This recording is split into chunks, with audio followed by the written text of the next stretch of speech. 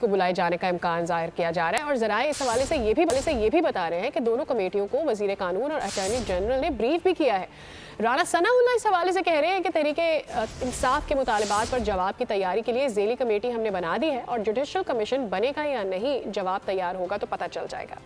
حکومت اور اپوزیشن کے درمیان مذاکرات میں ایک بار پھر پیش رفت۔ مذاکراتی کمیٹی کا آئندہ اجلاس 28 یا 29 جنوری کو بلایا جانا متوقع ہے۔ ذرائع کے مطابق حکومتی مذاکراتی کمیٹی کا اجلاس ہوا، وزیر قانون اور اٹارنی جنرل نے بریفنگ دی۔ اجلاس میں تحریک انصاف کے جوڈیشل کمیشن کے قیام کے مطالبے کی مخالفت کی گئی۔ رانا ثناء اللہ کہتے ہیں کہ تحریک انصاف کے مطالبے پر جواب کی تیاری کے لیے ذیلی کمیٹی تشکیل دی ہے۔ ذیلی کمیٹی مطالبات پر تحریری جواب تیار کرے گی۔ جوڈیشل کمیشن بنے گا یا نہیں، جواب تیار ہوگا تو پتہ چل جائے گا۔ سب کمیٹی بنائی ہے، وہ سب کمیٹی جو ہے وہ جو چارٹر آف ڈیمانڈ ہے اس کا پی ٹی آئی کا، تو اس کا جواب تیار کریں گے، لیکن ہم جو جواب تیار کریں گے وہ تحریری طور پر ان کی خدمت میں پیش کریں گے۔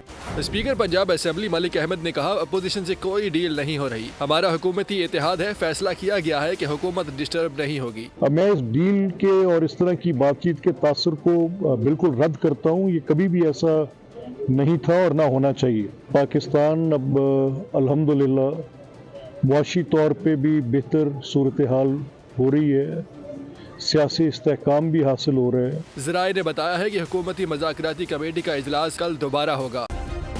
سبسکرائب کریں اور بیل دبائیں تاکہ کوئی خبر رہ نہ جائے۔